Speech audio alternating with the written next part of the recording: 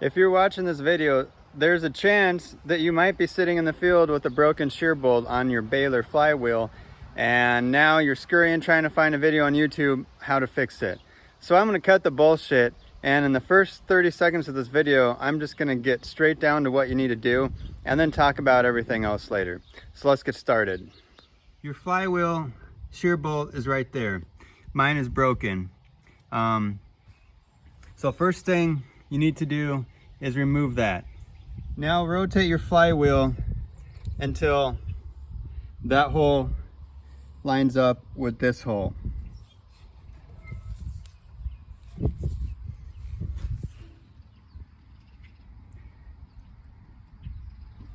Just like that. Now install the new shear bolt and tighten it down. The nut is going to require a 1/2 inch wrench and the head will require 9/16 inch. The new shear bolt is tightened on. It goes in from the back right there.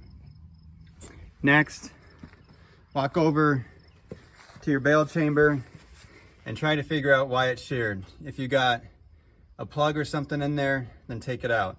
If something got stuck in between the plunger knife and caused it to break that way, take it out. If you do have a big plug in there, reverse the plunger to roll the plunger back by turning the flywheel the opposite direction. And in doing that, we'll roll the plunger back out of the bale chamber. Move and look at the crank. You're gonna notice the safety stop latch popped out, which is this right here. You're going to need to reset that. Walk to the back of the baler. Grab this needle yoke here and pull back on it hard. I can't do that with one hand. When that's pulled back, the needles should be in their home position. If the needles are there, verify that the safety latch is moved back in, which it is. Now you're ready to get baling again. Okay, so now that we got the most urgent stuff out of the way, hopefully you've got your shear bolt fixed and you're back on your way. I want to talk about some of the details of the stuff I just went through, but I didn't want to talk about all that in the beginning of the video, because if you're like me, you're scurrying trying to find something to get you back on your way, and I don't want to sit and listen to a guy talk and talk and talk. So first off, let's talk about the shear bolt itself. So this is the flywheel shear bolt supplied by New Holland. It is a lock nut. This is a 5/16 18 thread 2-inch bolt.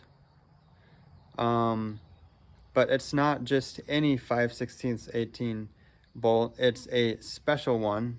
You can see how it actually has a little thicker body to it. I think in a pinch, if you don't have one of these, I think you can use a grade 2 5/16 18 bolt to get you through. But aside from that, it is very important to use the correct shear bolt. You get these from your New Holland dealer. They cost about $3 a piece. I keep 2 bags in my baler. I've got 10 of them on me right now. Sometimes I've broken 2 or 3 shear bolts in a day. It's not uncommon to break a shear bolt, replace it, think you have the issue fixed, and then bam, you break another one right after that. And only then is when you find out what was really wrong. That happened to me one time. I actually had a tether arm that was in the the knife was hitting it, and on the plunger, it was buried in a bunch of hay. I didn't see it because I said, well, the hay's not plugged. So that kind of sucked, but it didn't do anything else. The other thing about the shear bolts is you want to get it really tight. A loose shear bolt, if you don't have it on the real tight, it's going to flop around and it's going to break on you. Again, let's talk about the safety latch now. Earlier, we were looking down inside there and I showed you the safety latch. The safety latch comes out right about here, and it is currently recessed inside the frame of the baler, which is where it's supposed to. But the purpose of the safety latch is it hits this. So the crank is swinging around and it is going to hit the safety latch with these three big old, well, this is a big old piece of metal here, and this looks like rubber insulators. That's going to hit on it. The safety latch is under here, right there. That's where it comes out. This is a return spring, and the safety latch is connected by a cable to your needle arms. And basically what that means is, as long as the needles are in home position, meaning that they are not up inside the knotter stack or the knotter frame, they are pulling back on that cable, which in turn pulls this back. And when this is pulled back, it's pulling back the safety latch right here. However, if the needle yoke moves forward like this, because the needles are coming up inside the baler to feed twine to the knotters, this cable is going to move forward because it's going to move forward with the needle yoke. It's going to cause this to move forward, and that is going to move forward. This is actually the safety latch. The safety latch is going to pop out inside the bell, it's not the bell chamber, but it's going to pop out there momentarily to protect the needles while they are in there. Because what's going to happen is, if you didn't have the safety latch and you had a timing issue,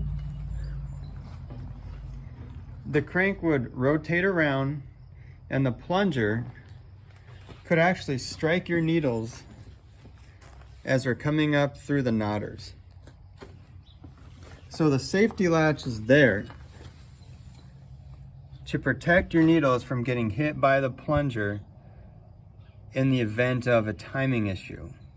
So the only reason you can break a shear bolt is because you have a timing issue.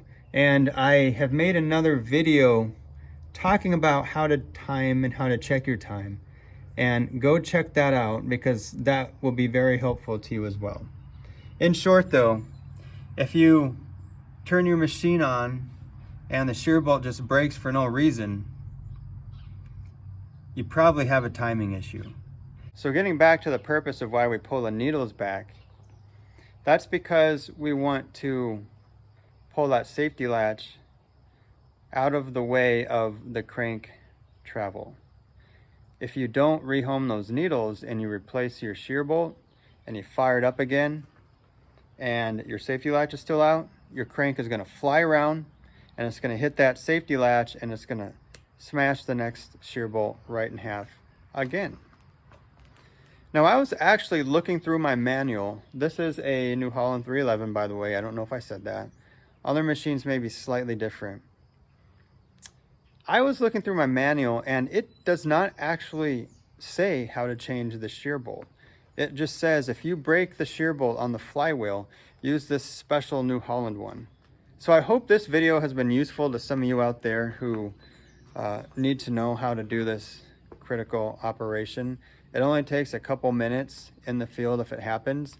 And if you study up and kind of go through the motions beforehand, when it does happen, it's not a stressful event. You just hop out the tractor and in a couple minutes you're back on your way again. I hope this video was helpful, useful, maybe fun and entertaining. Most people do not associate me with those two words. That's a lie. Anyway, if you like this, show me your love and like it down below. That helps me know how I'm doing on the quality of my videos. And be sure to subscribe if you want to see more of these types of videos. Leave a comment below on what you liked or didn't like, or if you have ideas for other videos, and then hit the little notifications too, and that'll let you know whenever I post new information like this. Thanks for watching and happy baling.